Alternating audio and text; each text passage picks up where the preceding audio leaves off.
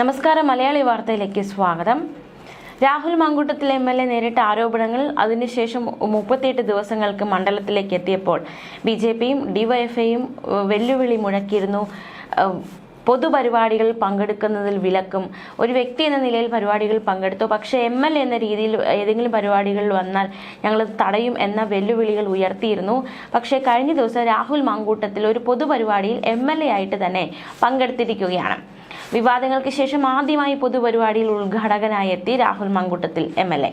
പാലക്കാട് ഡിപ്പോയിൽ നിന്നും ബംഗളൂരിലേക്ക് പോകുന്ന പുതിയ KSRTC AC സീറ്റർ ബസ് സർവീസിന്റെ ഉദ്ഘാടനം ചെയ്യാനായിരുന്നു രാഹുൽ മാങ്കൂട്ടത്തിൽ എത്തിയത്. പ്രതിഷേധങ്ങളൊന്നും ഉണ്ടായില്ല, തടയാൻ ആരും എത്തിയില്ല എന്നതാണ് ഏറ്റവും പ്രധാനം. രാത്രി 8:30 ഉദ്ഘാടന ചടങ്ങുകൾ നടന്നത്. പൊതുപരിപാടിയിൽ പങ്കെടുത്താൽ തടയും, പ്രതിഷേധിക്കും, ML എന്ന രീതിയിൽ പരിപാടിയിൽ പങ്കെടുക്കാൻ അനുവദിക്കില്ല എന്ന BJP, യുവമോർച്ച, DYFI വെല്ലുവിളികളൊക്കെ ഒരു വശത്ത് നിൽക്കുമ്പോഴാണ് രാഹുൽ ഈ ഒരു പൊതുപരിപാടിയിൽ പങ്കെടുക്കാൻ എത്തിയിരുന്നത്. DYFIയും പ്രതിഷേധിക്കാൻ എത്തിയില്ല എന്നതാണ് ഏറ്റവും ശ്രദ്ധേയം. ബസ് സർവീസിന്റെ ഉദ്ഘാടനത്തെക്കുറിച്ച് CITU, BMS ട്രേഡ് യൂണിയൻ നേതാക്കൾ നേരത്തെ അറിവുണ്ടായിരുന്നു. എന്നാൽ CITU യൂണിയനിലെ പല ഭാരവാഹികളും പരിപാടിയിൽ പങ്കെടുത്തു. പരിപാടിയെക്കുറിച്ച് അറിഞ്ഞിരുന്നില്ലെന്നും പൊതുപരിപാടിയിൽ പങ്കെടുത്താൽ തടയുമെന്ന നിലപാടിൽ ഉറച്ചു നിൽക്കുമെന്നുമാണ് DYFI ജില്ലാ സെക്രട്ടറി KC റിയാസുദ്ദീന്റെ പ്രതികരണം. 8:50 രാഹുൽ മാങ്കൂട്ടത്തിൽ ഉദ്ഘാടന ചടങ്ങുകൾക്ക് പങ്കെടുക്കാൻ സ്റ്റാൻഡിലെത്തിയത്. അതിനുശേഷം യാത്രക്കാരോടും ഉദ്ഘാടന ചടങ്ങിൽ പങ്കെടുക്കാൻ എത്തിയ ആളുകളോടും സംസാരിക്കുകയും ചെയ്തു. 9:20 മടങ്ങുകയും ചെയ്തു. ഈ സമയത്തിനിടയ്ക്കൊന്നും പ്രതിഷേധവുമായി ആരും വന്നില്ല എന്നതാണ് ഏറ്റവും ശ്രദ്ധേയം. ഒട്ടേറെ പേർ ഉദ്ഘാടന ചടങ്ങിൽ പങ്കെടുത്തു എന്നതും ഏറെ ശ്രദ്ധേയമായി മാറി. ബംഗളൂരിലേക്ക് AC ബസ് വേണമെന്ന പാലക്കാട്ടുകാരുടെ ദീർഘനാളത്തെ ആവശ്യമാണ് യാഥാർത്ഥ്യമായതെന്ന് രാഹുൽ മാങ്കൂട്ടത്തിൽ പരിപാടി ഉദ്ഘാടനം ചെയ്തുകൊണ്ട് പറഞ്ഞു. ഈ ആവശ്യം പലതവണ ഗതാഗത മന്ത്രിയുടെ ശ്രദ്ധയിൽപ്പെടുത്തിയിരുന്നുവെന്നും സംസ്ഥാനങ്ങളിലേക്ക് പുതിയ സർവീസുകൾ കൂടി ഉടൻ ആരംഭിക്കുമെന്നും MLA വ്യക്തമാക്കി. പാലക്കാട് ഡിപ്പോയിൽ നിന്ന് ബംഗളൂരിലേക്ക് ആദ്യമായാണ് AC സീറ്റർ ബസ് അനുവദിച്ചത്. അത്യാധുനിക സൗകര്യങ്ങളുള്ള ബസ്സിൽ പുഷ് ബാക്ക് സംവിധാനമുള്ള 50ഓളം സീറ്റുകളുണ്ട്. പാലക്കാട് ഡിപ്പോയിൽ നിന്ന് രാത്രി 9-നും ബംഗളൂരിൽ നിന്ന് 9:15-നും പുറപ്പെടും. പാലക്കാട് നിന്നും ബംഗളൂരിലേക്ക് ഞായറാഴ്ചകളിൽ 1171 രൂപയും മറ്റ് സാധാരണ ദിവസങ്ങളിൽ 900 രൂപയുമാണ് നിരക്ക്. Depot engineer M Sunil, general control inspector Sanjeevan തുടങ്ങിയവർ പരിപാടിയിൽ പങ്കെടുക്കുകയുണ്ടായി. എന്തായാലും ആദ്യമായിട്ടാണ് ഒരു പൊതുപരിപാടിയിൽ രാഹുൽ മാങ്കൂട്ടത്തിൽ വിവാദങ്ങൾക്ക് ശേഷം പങ്കെടുക്കുന്നത്. നേരത്തെ ഇത്തരത്തിൽ പൊതുവേദിയിൽ പ്രത്യക്ഷപ്പെട്ടാൽ തടയും, പ്രതിഷേധവുമായി ഞങ്ങൾ രംഗത്ത് വരും, ML എന്ന രീതിയിൽ പൊതുവേദിയിൽ പരിപാടികൾ പങ്കെടുക്കാൻ അനുവദിക്കില്ല, ഇങ്ങനെയുള്ളൊരു MLA പാലക്കാടിന് ആവശ്യമില്ല എന്നതടക്കമുള്ള വാദങ്ങൾ ഇപ്പോൾ DYFI ആയാലും BJP ആയാലും ഉന്നയിക്കുകയുണ്ടായി. പക്ഷേ കഴിഞ്ഞ ദിവസം പൊതുപരിപാടി രാഹുൽ എത്തിയിരിക്കുന്നു, പങ്കെടുത്തു, ആരും തടയാൻ എത്തിയില്ല. ഇനി വരും ദിവസങ്ങൾ എങ്ങനെയാണ്? പരിപാടി അറിയാത്തത് കൊണ്ടാണ് എന്നാണ് DYFIയുടെ പ്രതികരണം. അറിഞ്ഞിരുന്നുവെങ്കിൽ പ്രതിഷേധവുമായി വരുമായിരുന്നു എന്ന് തന്നെയാണ് അനുമാനം. വരും ദിവസങ്ങളിലും രാഹുൽ മണ്ഡലത്തിൽ സജീവമാകും, പരിപാടികളിൽ പങ്കെടുക്കും. പ്രതിഷേധമുണ്ടാകുമോ? MLA പ്രവർത്തിക്കാൻ അനുവദിക്കാതിരിക്കുമോ? ചോദ്യങ്ങൾ ബാക്കിയാവുകയാണ്.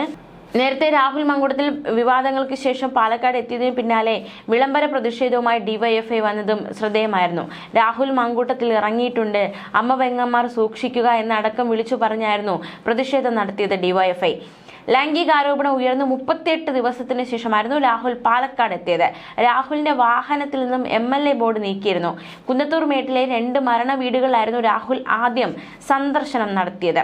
പിന്നീട് കടകളിൽ, MLA ഓഫീസിന് സമീപമുള്ള വീടുകളിൽ കയറി ആളുകളുമായി സംസാരിക്കുകയുണ്ടായി. ഓഗസ്റ്റ് മാസം 17 രാഹുൽ മണ്ഡലത്തിൽ അവസാനമായി എത്തിയത്. പിന്നാലെ വിവാദം. അത് കഴിഞ്ഞ് 38 ദിവസങ്ങൾക്ക് ശേഷം കഴിഞ്ഞ മാസമായിരുന്നു രാഹുൽ എത്തിയത്. എന്തായാലും സജീവമാവുകയാണ് മണ്ഡലത്തിൽ എന്ന് വേണം കരുതാൻ.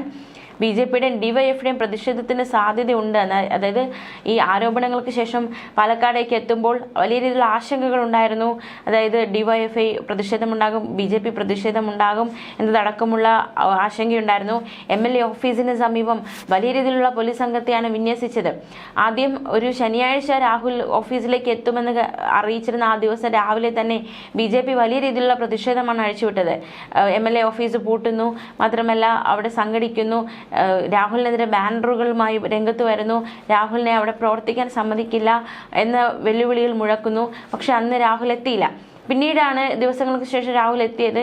എന്നാൽ രാഹുൽ എത്തിയത് വളരെ അപ്രതീക്ഷിതമായിട്ടായിരുന്നു പാലക്കാട്ടേക്ക് എത്തിയത്. അതുകൊണ്ട് തന്നെ വലിയ രീതിയിലുള്ള പ്രതിഷേധങ്ങളിലേക്കൊന്നും കടന്നിരുന്നില്ല. പക്ഷേ വെല്ലുവിളികൾ ഉണ്ടായിരുന്നു, പ്രവർത്തിക്കാൻ അനുവദിക്കില്ല എന്നതടക്കമുള്ള. പക്ഷേ ഇപ്പോൾ രാഹുൽ പൊതുപരിപാടികളിലും സജീവമായി തുടങ്ങിയിരിക്കുകയാണ്. 38 ദിവസങ്ങൾക്ക് ശേഷം MLA ഓഫീസിലെത്തിയ MLA കാണാൻ ഒരുപാട് പേർ നിവേദനങ്ങളുമായി വരികയുണ്ടായി. ആ നിവേദനങ്ങൾ സ്വീകരിക്കുകയും ഔദ്യോഗികമായ ചുമതലകൾ നിർവഹിക്കുകയും ചെയ്തു രാഹുൽ. താൻ പാലക്കാട്ട് തന്നെ തുടരുമെന്നും ബാക്കി കാര്യങ്ങൾ പിന്നീട് പറയാമെന്നുമായിരുന്നു രാഹുൽ മാധ്യമങ്ങളോട് പറഞ്ഞത്. രാഹുലിനെ സ്വീകരിക്കാൻ ജനപ്രതിനിധികൾ ഉൾപ്പെടെ കോൺഗ്രസിന്റെ ലീഗിന്റെ ഭാരവാഹികൾ എത്തിയിരുന്നു.